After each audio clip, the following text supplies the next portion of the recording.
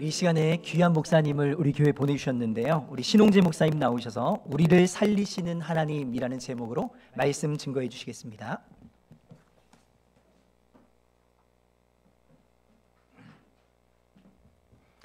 반갑습니다.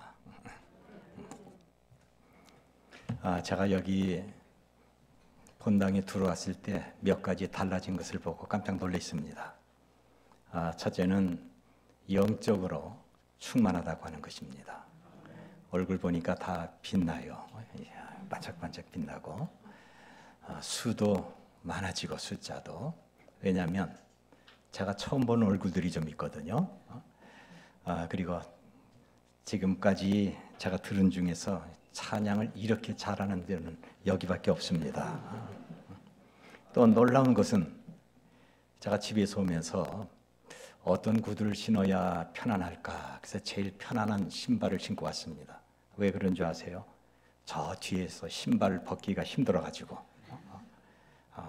그때 주일마다 올 때 누가 내 구두를 훔쳐가지 않을까 걱정도 했는데 신신고 여기까지 오니까 아주 든든합니다.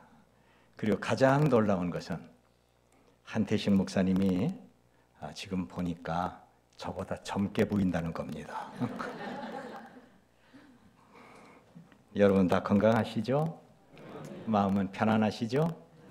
사람은 나이를 먹음에 따라 인사말이 달라집니다. 젊을 때는 습관적으로 안녕히 주무셨어요. 식사는 하셨어요. 편히 주무셨어요. 뭐 이 정도였는데 나이를 먹으니까 인사말이 뜻이 달라집니다. 평안하십니까? 건강은 어떠십니까? 별일 없으십니까? 바로 이때는 먹는 걱정 별로 하질 않아요. 먹는 거에 대해서 염려하지 않습니다. 이것은 다 하나님의 특별한 은혜로 우리나라가 경제적 발전이 있는 것뿐만이 아니라 먹을 것이 풍성하기 때문에 그렇습니다. 그런데 나이를 먹어서 은퇴를 하다 보면 돈을 벌지 못합니다. 그래서 가진 것을 아끼고 또 아끼면서 씁니다.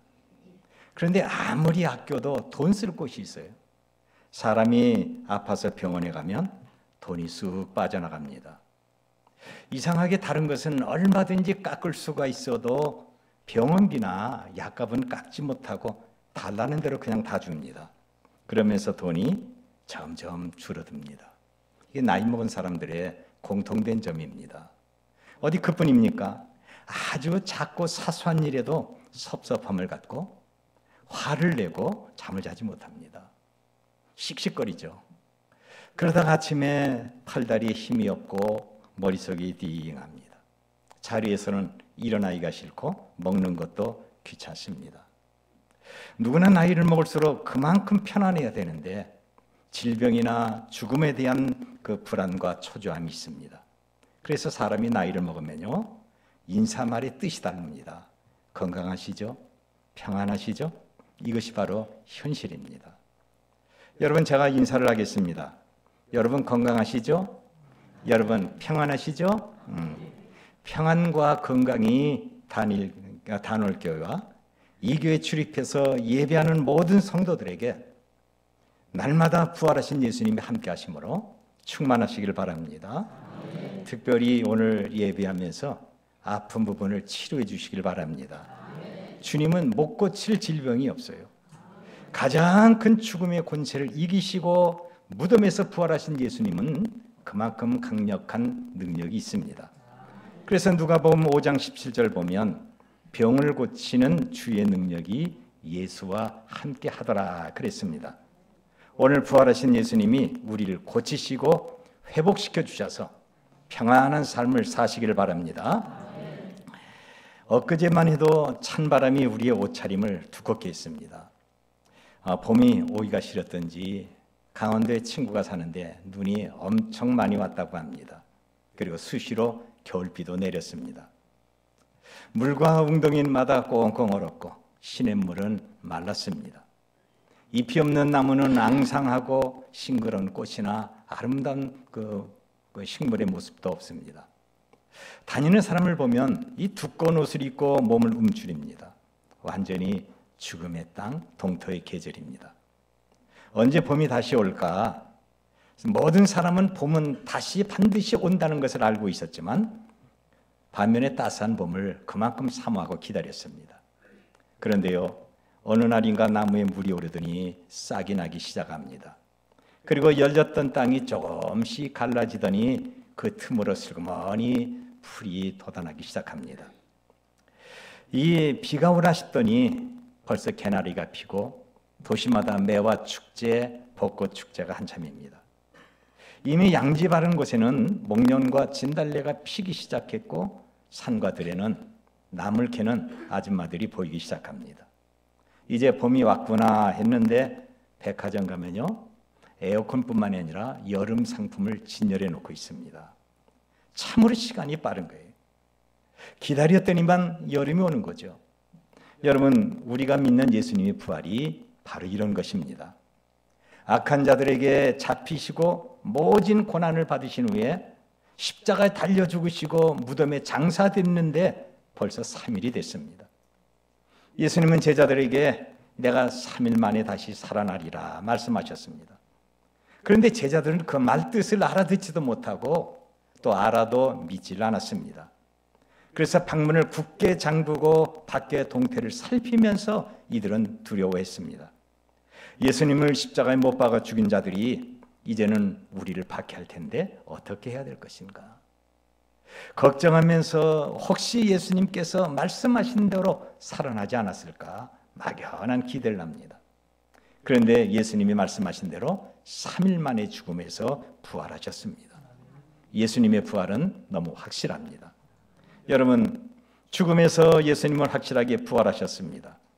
오늘 우리는 십자가에 달려 죽으신 예수님이 이 죽음의 권세를 이기시고 3일 만에 살아난 것을 기념하는 부활주일입니다. 그래서 하나님 앞에 예배하고 있는 것입니다. 예수님이 다시 살아난 것은 하나님께 영광이고 예수님의 권능이 바로 사망의 권세보다 크신 것을 보여주고 그분을 구주로 믿는 모든 성도들에게는 영원한 생명과 부활이 있음을 우리에게 보여주고 있는 것입니다. 오늘 본문을 우리가 교독했습니다만 이 본문을 통해서 알 수 있는 것이 무엇입니까? 하나님이 죽은 자를 살리신다고 하는 겁니다. 이 전능하신 하나님이 인간의 생사화복을 주장하십니다. 여기 생사화복이라는 것은 생명과 죽음을 주관하시고 재앙과 모든 축복까지 포함이 되는 겁니다. 이 세상 모든 것은 다 하나님의 통치 아래 있습니다. 우리의 하나님은 사람을 살리기도 하고 죽이기도 하십니다. 성경을 보면 죽었다가 살아난 몇 사람이 있습니다. 이 구약 성경을 보면 이 사르밧 과부의 아들을 엘리야 선지자가 살렸던 겁니다. 아주 극심한 가뭄과 흉작으로 먹을 것이 없었을 때 엘리야 선지자는 하나님의 인도함으로 사르밧이라고 하는 조그만 동네에 들어갑니다. 그리고 마지막 남은 곡식으로 음식을 만들어 먹고 아들과 함께 굶어서 죽겠다고 하는 불쌍한 과부를 만납니다. 그러면서 그는 이렇게 말합니다. 당신이 먹을 것을 나한테 만들어 달라. 선자는 이미 과부가 이 마지막 음식을 먹고 굶어서 병들고 죽을 것을 다 알았습니다. 그럼에도 불구하고 이 마지막 음식을 자기에게 달라고 하는 거죠. 아무리 생각하고 또 생각하고 좋게 생각을 해도 엘리야 선지자는 정말 싸가지가 없는 선지자입니다. 그렇잖아요. 이 동족은 못할 망정 마지막 음식을 먹고 굶어 죽어야 되는 이 불쌍한 과부의 식량을 그가 뺏어가는 겁니다. 여기서 선자의 뻔뻔스러움을 볼 수가 있습니다. 그런데 여러분, 이 선자가 뻔뻔스럽고 싸가지 없는 것을 성경에서 강조하는 것이 아니라 순종하고 주의 종을 대접하는 이 사르밧 과부를 축복하기 위한 하나님의 섭리고 하나님의 은혜가 있는 겁니다. 가난하고 불쌍한 과부는 자기와 자기 아들이 마지막으로 먹고 마실 물을 선뜻 선자에게 대접을 했습니다. 그러자 바로 그 시간부터 이적이 일어나기 시작합니다. 선자에게 음식을 대접한 그 시간부터 통에 가루가 끊어지지 않고 병의 기름이 끊어지지 않습니다.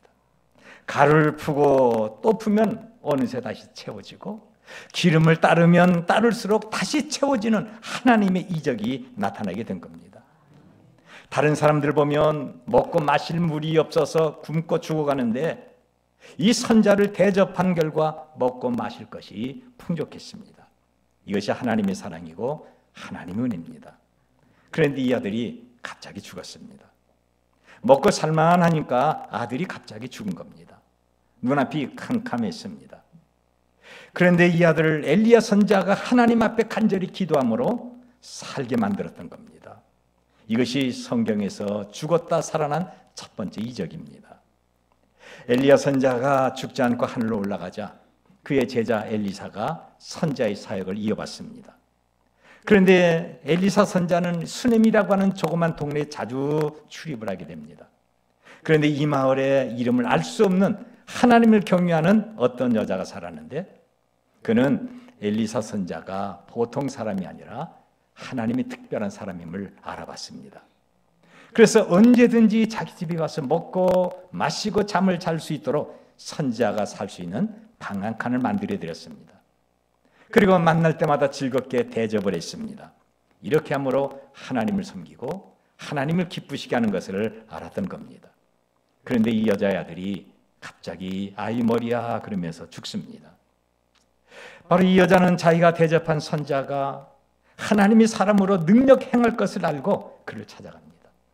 그리고 선자는 죽은 아들을 놓고 간절히 기도해서 그 아들이 살아났습니다.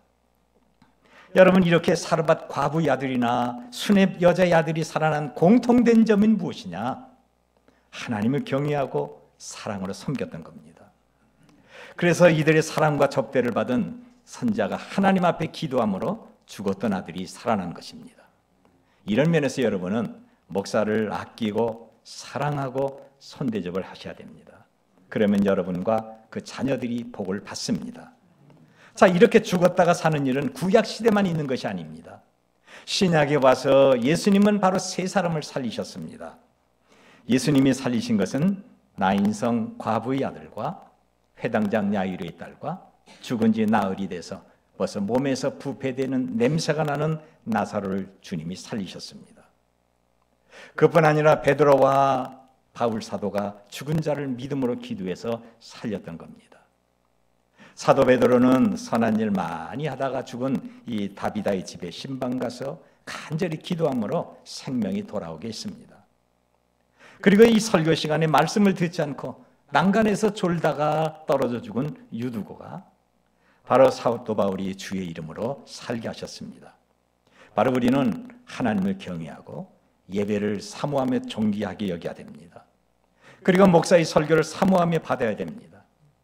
여러분, 설교를 가볍게 여기고 습관적으로 예배하고 존다고 한다면 결코 삶의 유익이 없습니다. 이렇게 죽었다 살아난 것은 무엇을 뜻하는 것입니까? 하나님의 은혜와 능력으로 다시 살 수 있다는 이 부활을 우리에게 보여주고 있는 겁니다. 모든 생명은 전능하신 하나님 앞에 있습니다. 주님은 능히 하지 못할 일이 없습니다. 그렇습니다. 사람의 의술과 사람의 방법은 약간의 생명을 연장시킬 수가 있지만 죽은 자를 살릴 수가 없습니다. 오직 우리를 살리신 분은 살아계신 하나님이십니다. 믿으시길 바랍니다. 그리고 예수님은 죽음에서 살아나셨습니다. 대제사장과 바리새인들이 예수님을 십자가에 못 박아 죽었습니다. 그리고 속이 시원했습니다. 아주 기분이 좋았습니다. 눈에 가시 같은 예수를 죽였으니 이제는 평안히 살겠다, 이제부터는 신경 쓸 일이 없겠다 하면서 자기들끼리 모여서 자축 파티를 했을 것입니다. 그런데 갑자기 예수님의 말씀이 생각납니다. 내가 사흘 후에 다시 살아나리라. 그래서 대제사장과 바리새인들이 빌라도 총독에 가서 아주 특별한 부탁을 합니다. 총독님, 우리가 듣기로는 십자가에 달려 죽으셨던 예수가 살아난다고 했는데 만일 제자들이 그의 시체를 도둑질해서 살아났다고 소문내면 사회가 혼란할 겁니다. 어떻게 했으면 좋겠습니까?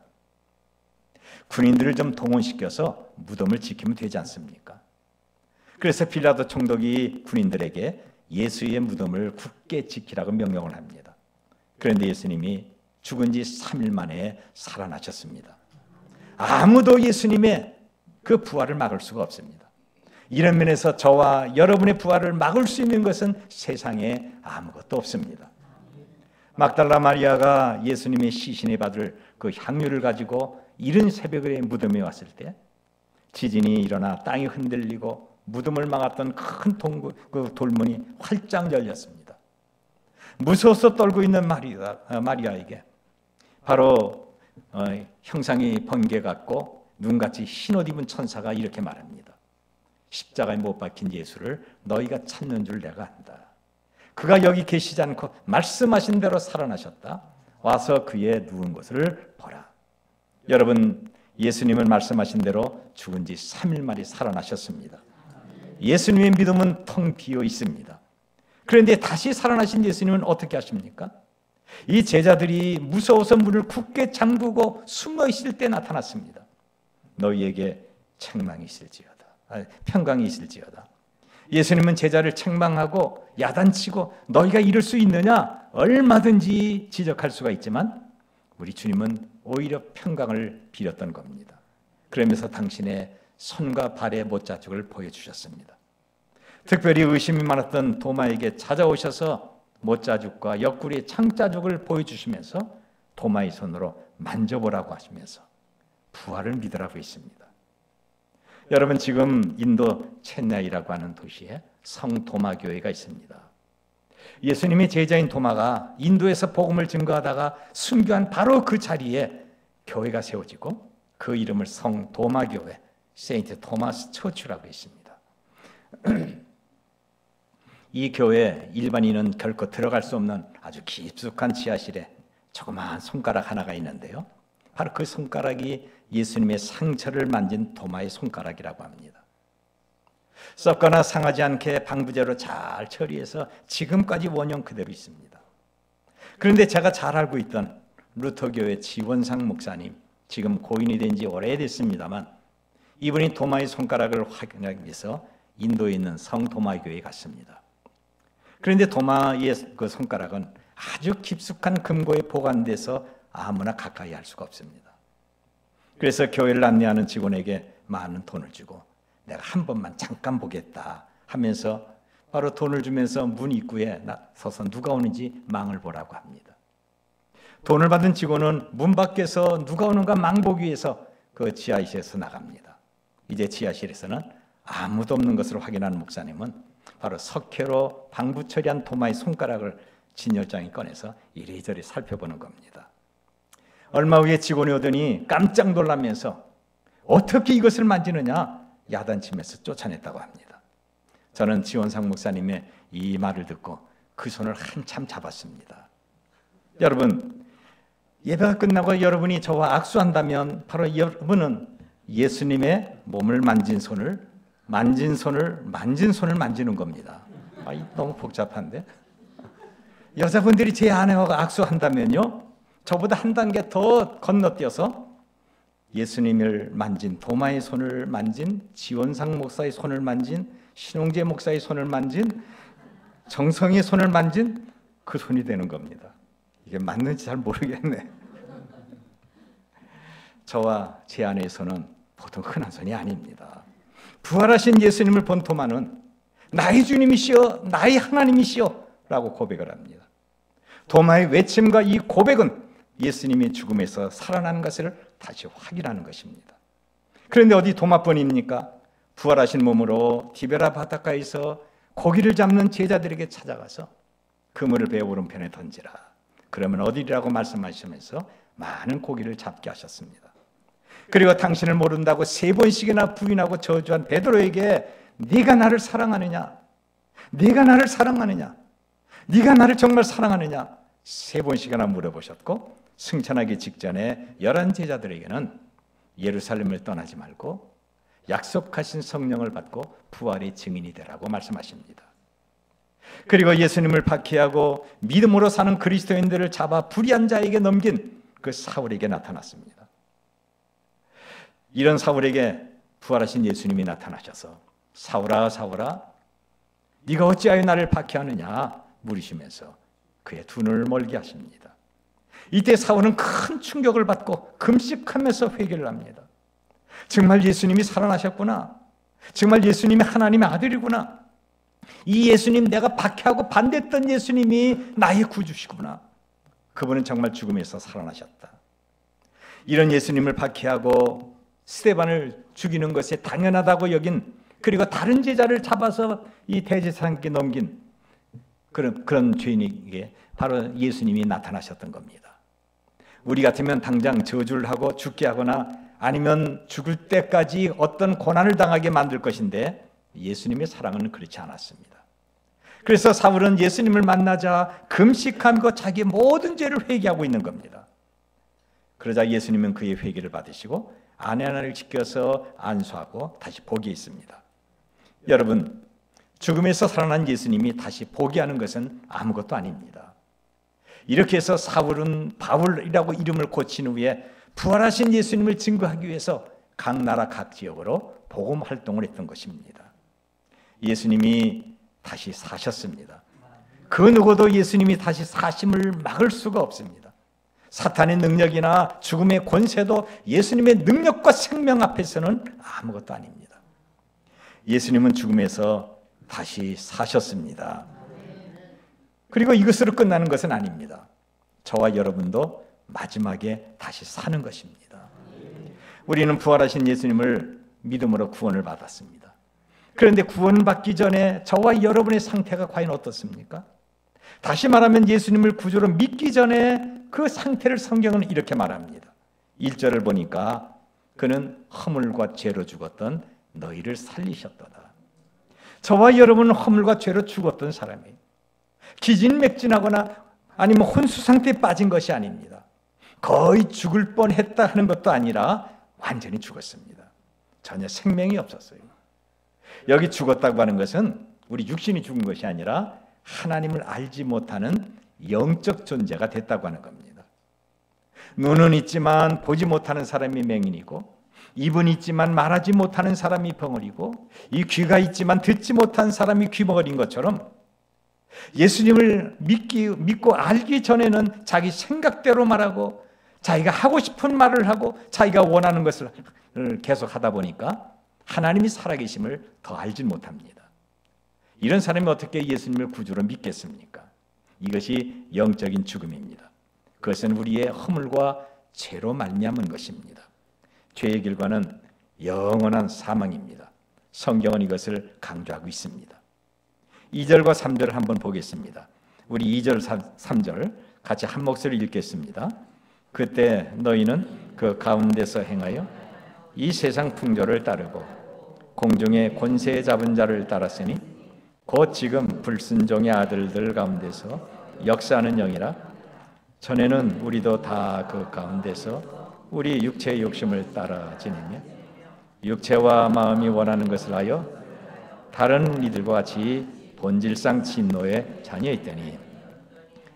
여러분, 부활하신 예수님을 믿기 전의 생활은 세상 풍조를 따르고 공중의 권세 잡은 자를 섬기면서 따랐던 겁니다. 어디 그뿐입니까? 세상에서 육신의 욕심을 따라서 말하고 생각하고 내 멋대로 마음대로 행동을 했던 겁니다. 이 본문을 다시 한번 자세히 보면 육체의 욕심을 따라 산 사람이 네 가지로 그 특징이 있습니다. 먼저는 세상의 풍조를 따른 것입니다. 불신자들의 생활 방식을 따라서 살았다고 하는 겁니다. 우리가 예수님을 구주로 믿기 전에 이 세대를 본받아 살았고 세상의 물결에 휩쓸려서 그것이 인생의 전부인 줄 알고 그렇게 살았다고 하는 겁니다. 그리고 두 번째는 공중의 권세 잡은 자를 따랐습니다. 공중의 권세는 불순종의 아들들, 다시 말하면 사탄과 마귀를 뜻하고 있습니다. 예수님이 있듯이 사탄과 마귀도 분명히 있습니다. 천국이 있듯이 지옥도 있습니다. 마귀가 하는 것은 우리가 하나님을 예배하지 못하게 하고 구주 되신 예수님을 믿지 못하게 하는 겁니다. 그리고 일마다 때마다 불신과 불순종이 있고 불법과 불의한 일을 아주 자연스럽게 하는 것입니다. 많은 사람들이 하나님을 떠나서 자기 마음대로 살고 우상을 섬기고 세상 풍조를 따라 살고 있습니다. 예수님을 구주로 믿기 전의 상태가 바로 이런 것입니다.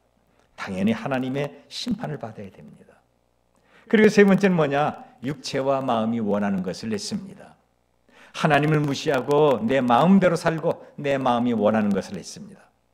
여러분, 부활하신 예수님을 내가 만나기 전을 생각해 보십시오. 그때는 육체의 생활이 전부였습니다.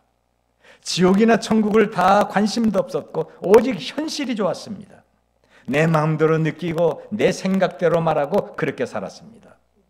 자기가 좋으면 그것이 인생 행복이고 율법입니다. 이때는 하나님의 영광과 그분의 뜻을 몰랐습니다. 영원한 생명이 있는 것과 성령께서 내주하셔서 역사하는 것을 몰랐습니다. 오직 지금이 좋으면 그것이 행복이고 만족이었습니다. 십자가와 관계없는 바로 그런 사람들이었습니다. 그것이 바로 저와 여러분의 삶이었던 겁니다. 그리고 네 번째는 본질상 진노의 자녀였습니다. 하나님의 형상대로 지음받은 사람은 하나님을 영화롭게 해야 되는 이런 사명이 있습니다. 사람이 사는 첫 번째 목적이 뭡니까? 하나님을 영화롭게 하는 것과 영원토록 그분을 기뻐하는 것입니다. 그런데 우리의 제일 목적은 내 인생이 건강하고 즐겁게 보내는 것이, 그리고 재산이 넉넉한 것입니다. 나만 좋고 내 자식만 잘 되면 이것이 행복이고 인생 성공입니다. 육체의 결과를 따라서 사는 것입니다. 오늘 여기 3절을 보니까 진노의 자녀가 나옵니다. 진노의 자녀란 하나님의 형벌을 받게 지극히 합당하다고 하는 겁니다. 육신의 욕심을 따라 살면 하나님의 형벌을 결코 피할 수가 없습니다. 누구나 지옥의 형벌을 피할 수가 없다고 하는 겁니다. 성경을 성경대로 믿지 않는 자유주의 교회는요, 예수님을 구조로 믿지 않아도 착한 일을 하고 선한 일 많이 하고 다른 사람에게 손해 주지 않으면 구원받는다고 합니다. 유교나 불교나 천주교는 남에게 악을 행하지 않고 선한 일을 하며 살면 구원을 받는다고 거짓으로 미혹을 합니다. 그런데 사람은 본질상 진노의 자녀이기 때문에 선한 일을 계속할 수가 없습니다. 선하게 살아도 예수님을 믿지 않으면 지옥에 가는 겁니다. 여러분은 사탄의 영과 거짓된 말에 미혹되지 않기를 바랍니다.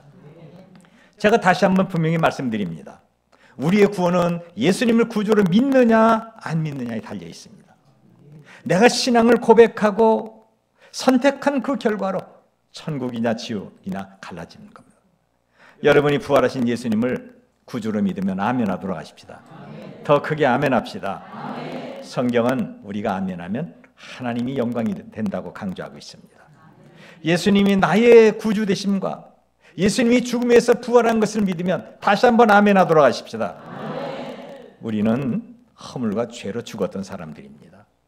예수님을 믿기 전의 생활은 육체의 욕심을 따라 말하고 그렇게 행동을 했습니다. 하나님과의 관계는 아무것도 없습니다. 그런데 누가 우리를 살렸습니까?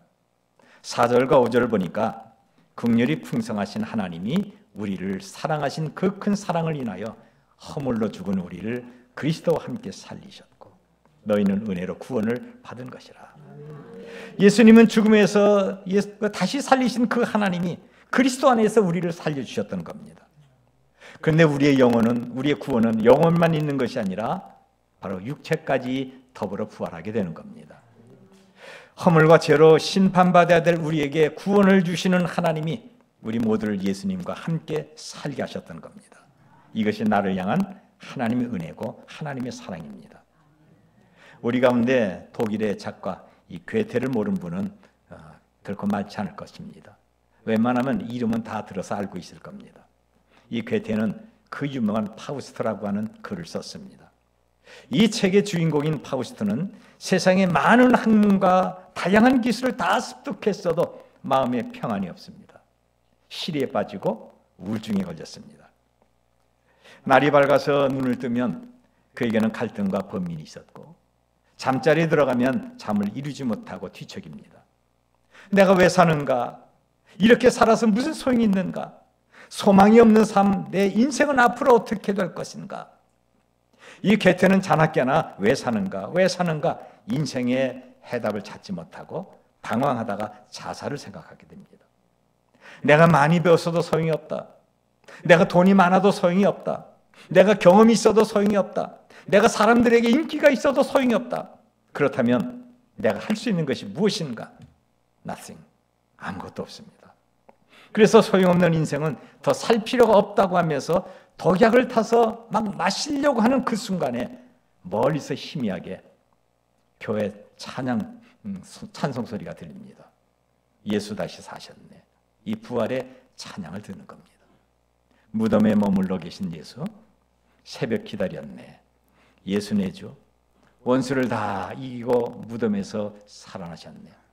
어둠을 이기고 나와서 성도 함께 길이 다스리시네. 사셨네, 사셨네, 예수 다시 사셨네. 독약을 탄 물을 마시고 자살하려고 하는 바로 그 순간에 괴테는 예수 부활의 찬송을 들으면서, 그렇지, 죽음에서 살아나신 분은 나를 능히 도울 수가 있지, 내 인생 문제를 그분에게 맡겨도 되지, 그러면서 교회로 달려가서 바로 그 교회에서 예수 그리스도를 고백하고 영접하게 됩니다. 그때부터 인생관이 새롭게 변하고 삶의 소망이 있습니다. 아무것도 할 일이 없다고 자살을 생각했던 그가 이제부터는 다시 살아나신 예수님을 위해서 할 일이 너무 많은 것입니다. 그 결과 파우스토라고 하는 유명한 책을 저술했습니다. 여러분, 이렇게 예수님의 부활은 생명이고 소망이고 능력입니다. 믿으시길 바랍니다. 그런데 우리는 예수님이 재림하실 때 확실하게 부활합니다. 우리는 바로 예수님을 구주로 믿고 신앙생활을 하고 있습니다. 사람이라면 당연한 것이고 옳은 것입니다. 그런데 예수님을 믿다가 세상을 떠나게 됩니다. 그러면 우리의 영은 이미 천국에서 거룩하신 주님을 볼 수가 있지만 이 육체는 땅에 묻혀서 흙으로 돌아갑니다. 그런데 이것으로 끝나는 것입니까? 결코 아닙니다. 육신도 다시 부활하는 겁니다. 예수님이 천사장의 호령과 나팔소리와 함께 이 땅에 오실 때 흙으로 돌아갔던 우리 육이 신령한 몸으로 변화돼서 이미 천국에 있는 영혼과 합치게 됩니다. 그래서 우리는 영과 육이 아울러 구원받게 되는 것입니다.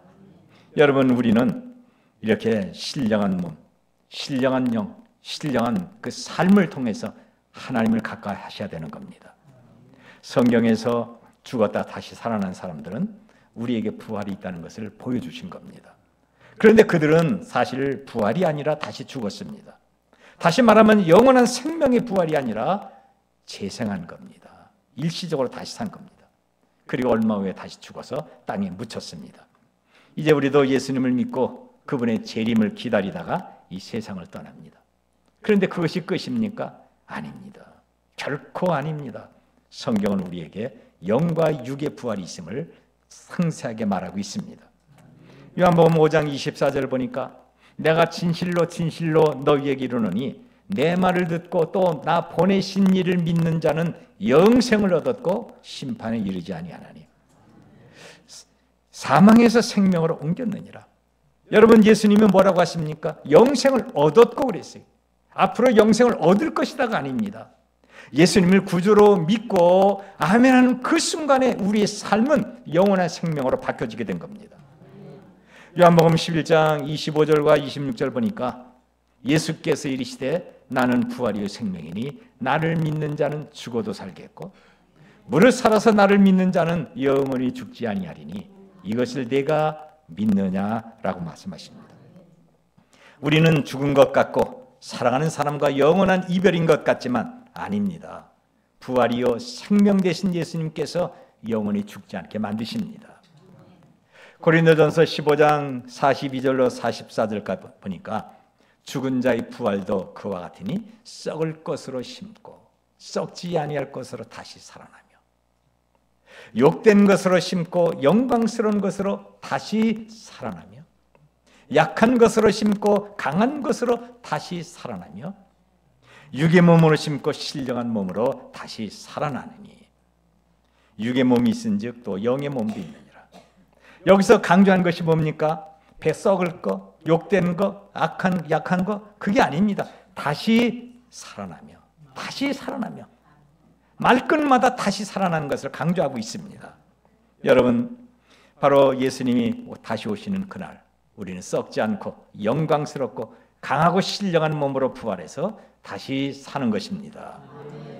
빌립보서 3장 21절을 보니까 그는 우리의 낮은 몸을 자기 영광의 몸에 광채와 같이 변하게 하신다고 그랬습니다. 부활하신 예수님은 승천하시고 주의 성령께서 내 속에 내주하고 계십니다. 이제 잠시 후에 약속하신 예수님이 우리를 데리러 다시 오십니다. 그때 저와 여러분은 예수님처럼 해처럼 빛나는 이런 삶을 살게 되는 것입니다. 예수님은 말씀하시기를 그때 의인들은 자기 아버지 나라에서 해와 같이 빛나리라고 했습니다. 여러분, 예수님의 재림은 당신이 죽지 않고 부활하셔서 가능한 것입니다. 죽어서 땅에 묻힌 사람이 어떻게 다시 살아나고 어떻게 다시 살릴 수가 있겠습니까? 그런데 예수님은 죽음에서 다시 살아나셨습니다. 그리고 승천하셔서 이제 얼마 후에 다시 오십니다.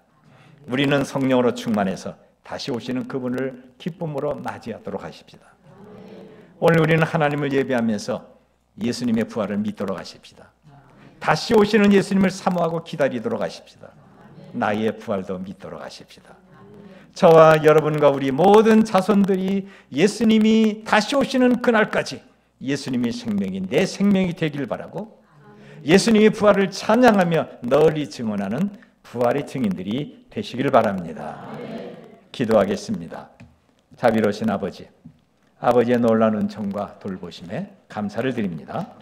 바로 우리를 위해서 십자가에 달리셨던 예수님이 죽음에서 다시 살아나시고 오늘도 우리가 기쁨으로 예수님을 믿고 이렇게 부활절 특별 예배할 수 있도록 만들어주신 것을 진심으로 감사합니다.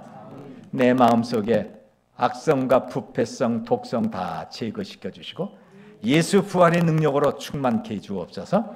예수 부활의 평안과 소망이 넘치게 하여 주시고 부활하신 예수님이 이 교회 출입할 때마다 많은 교우들을 고쳐주시고 은혜를 주시고 강건케 하시며 평안하도록 만들어 주옵소서.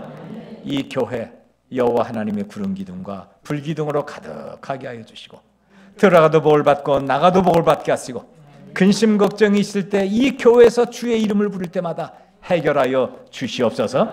참으로 마음의 모든 소망을 갖고 이 교회에서 기도할 때마다 응답하여 주옵소서. 이 교회 세상 악한 것들이 손대는 일이 없게 하여 주시고 바로 이 교회가 거룩한 하늘의 시온성이 되게 하여 주시옵소서. 예수님의 이름으로 기도합나이다. 아멘. 소망의 말씀을 전해주신 신홍재 목사님께